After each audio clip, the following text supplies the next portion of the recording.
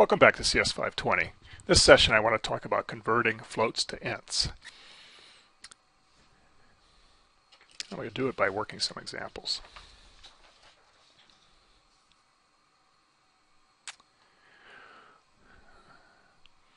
So what I've got here is the hex for a 32-bit single precision floating point number. And I want to know what those bits would look like after I convert the floating point value to an integer value. So step one is to decode those bits.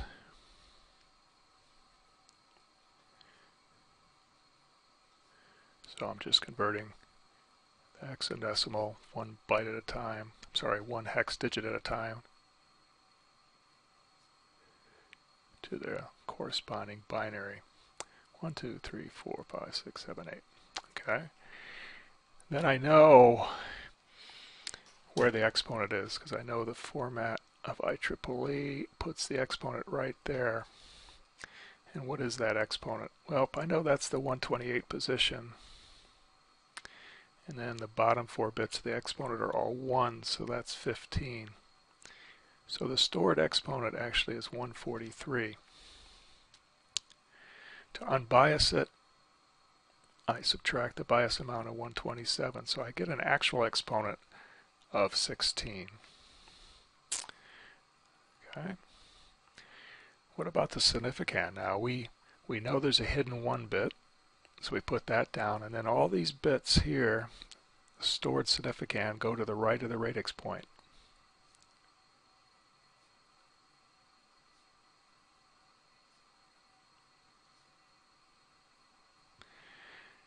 And then we can put the exponent there. So that's the floating point value that we want to convert.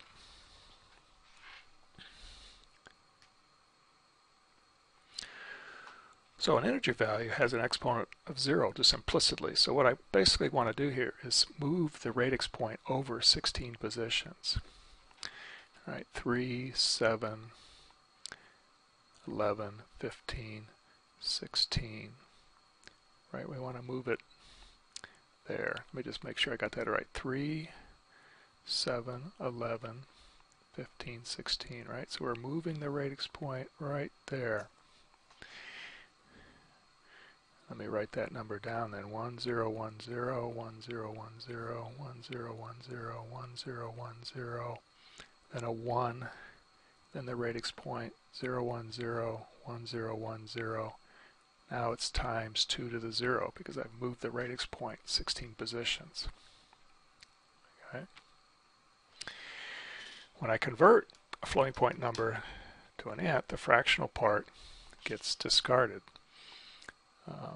So this is just going to go away, and I want to put these bits in my integer container. So I'm going to copy them over into an integer container.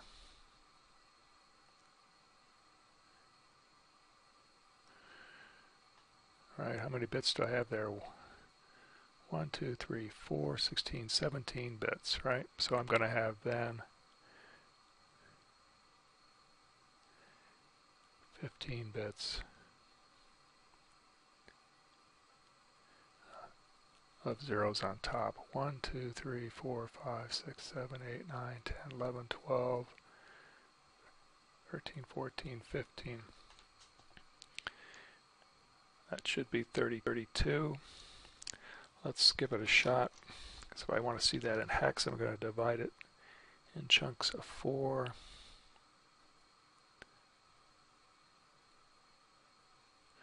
Like that, which gives me a 0, 0, 0, 1, 5, 5, 5, 5. There's my corresponding integer value. Okay. So that's one case where I bring the integer value in, bring the floating point value in, move the radix in order to make it, move the radix to the right in order to make it an exponent of 0, and then take the bits to the left of the radix point after I do that shift and put them into the integer and pad out with zeros on top. What if the net number was negative? Number was negative, I would ignore the sign to start out with, do the exact same operation, and then negate the result to form the final integer value. So if the value had been negative,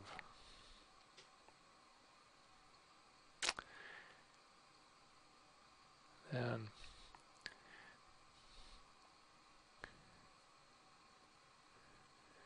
convert the value as shown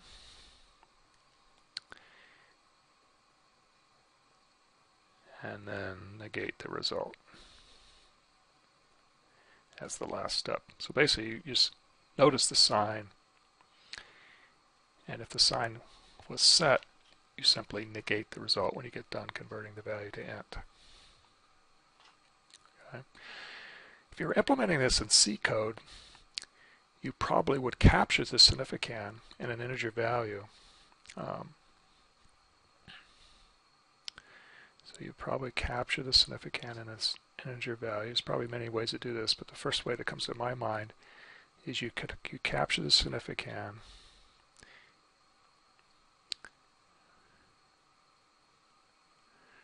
picture something like this, right?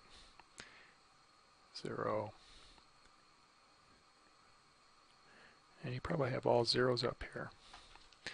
So you decode the floating point value, put the significand in an integer variable inside your C program, and that would allow you to shift the value around. In this case, I was shifting to the right, and that would just remove the extra bits. They'd fall off the end of this integer container, and I would be done. Okay. So that's one case. Let's look at another case.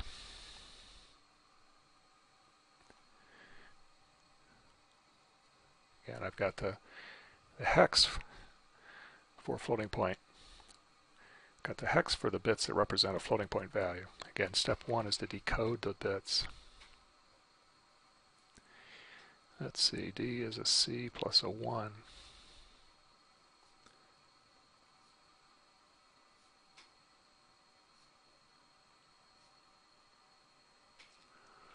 Okay.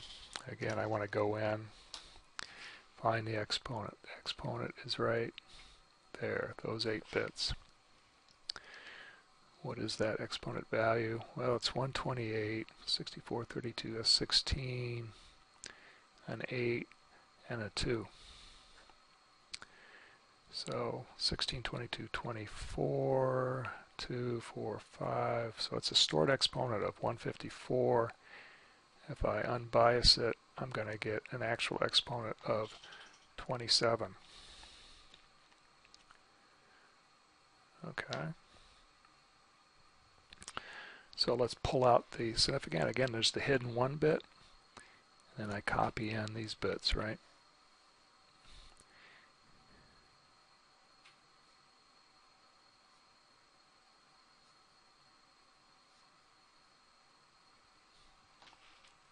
All right. And the exponent was 2 to the 27th. Okay, so again, these bits are copied to the right of the radix to form the floating point value. Now, I want to bring the exponent to 0, so I'm going to be shifting right 27 spots. But notice I've only got 23 spots to go over, so I've got to squeeze in. I've got to squeeze in. Let me change my pen, I guess, to emphasize this. I've got to add some extra 0 bits here in order to have space to put the radix 27 positions over. Again, there's 23 bits in the stored significand. If I add 4 more, that gives me 27. I can skip over.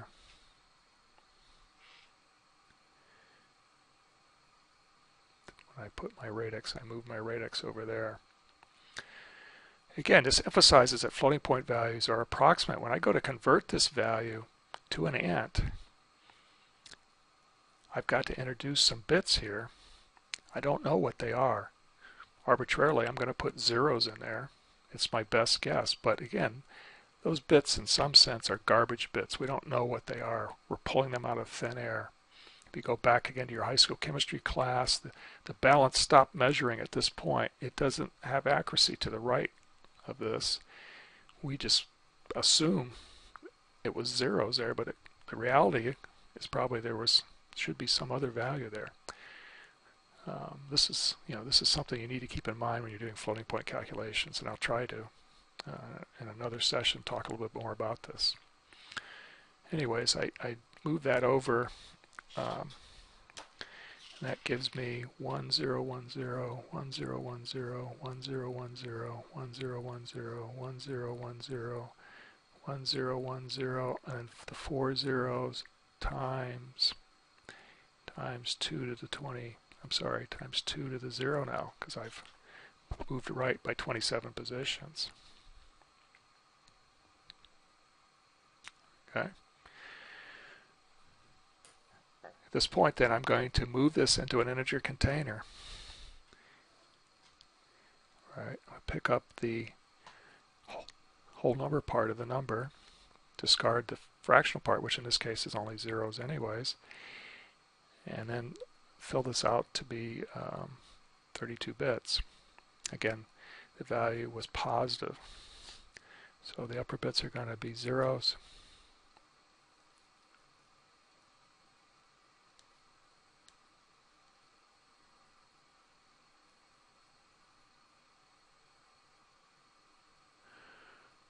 One, two, three, four, five, six, 7, 8, 0, A,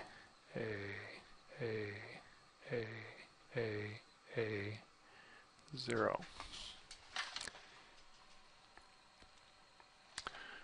Okay,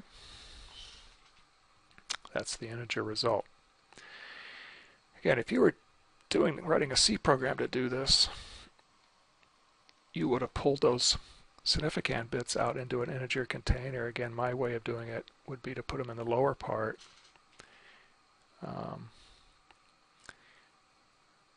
Right, I would have the 1 bit here in bit position 23, and then in 22 through 0, I pull the significand bits.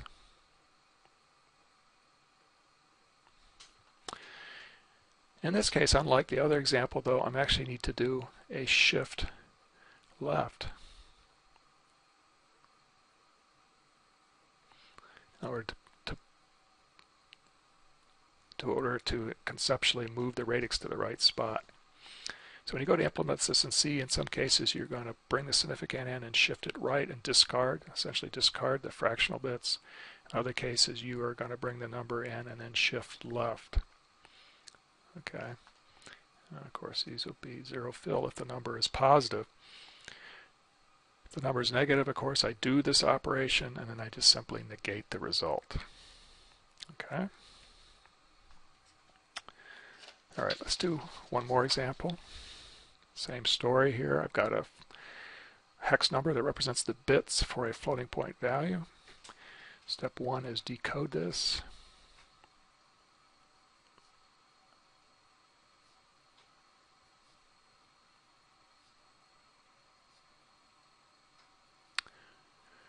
One, two, three, four, 5. I need one more A, don't I? Okay.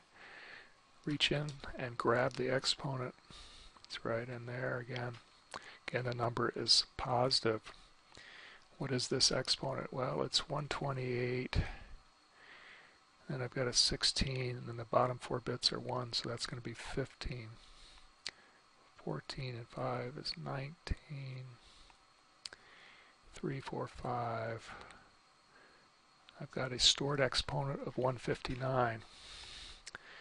When I unbias that, I get an actual exponent of 32. Okay, I can form the floating point number. Again, I've got the hidden 1 bit Then I pick up the stored significand bits and copy them in.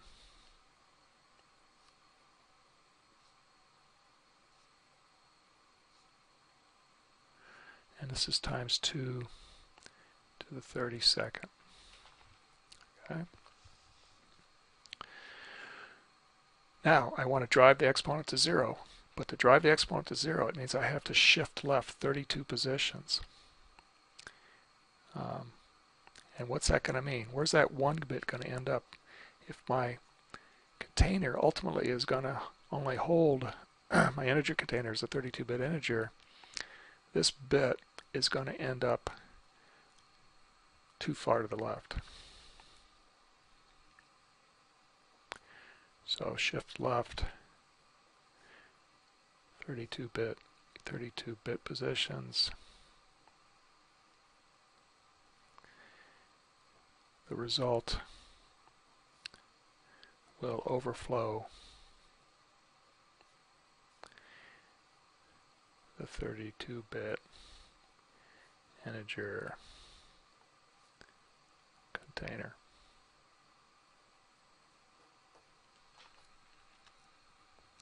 In other words, this floating point value is too big to fit in 32 bits. I'm going to shift left and bits are going to go out the left end of the integer. Notice I could get overflow even though I don't have bits leave the integer, because if I shift into that 32nd bit position, which we know represents the sign, that means I'm going to have, again, a number too big to be represented because I overflowed into the sign bit. Okay. What actually happens on the hardware when you do this, on Intel IA32, it uses the biggest possible negative, so the most negative integer as sort of as an error flag. So you end up with this result.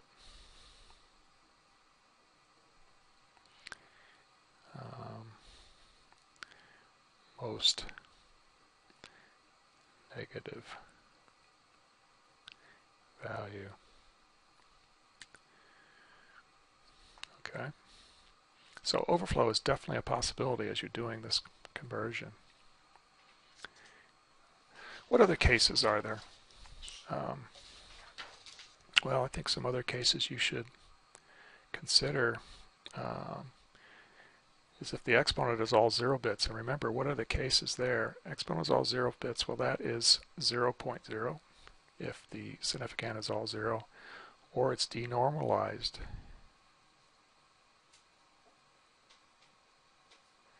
Which is a value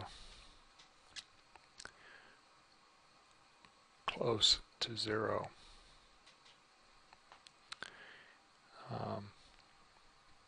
What do you do in this case?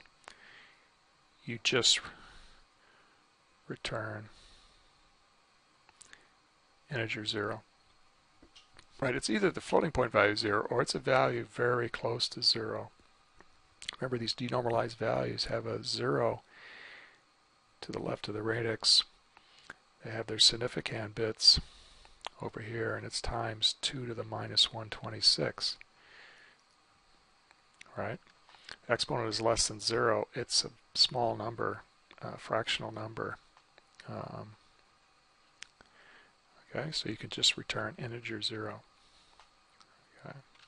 Maybe we should do the last case down there next.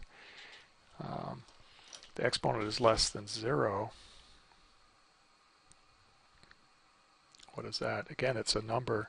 It's a fractional number. Right, I'm going to end up with something 1 point and some other bits times 2 to the minus n. Right? In order to make this number, make the exponent 0, I've got to shift. Right? I've got to shift right. That's going to bring all the bits below the radix point, and when I truncate, I'm going to get 0. So again, in this case, like the first case, you just want to return 0. Okay. What about when the exponent is all 1 bits? Again, those are two special cases. There's the case of the nan,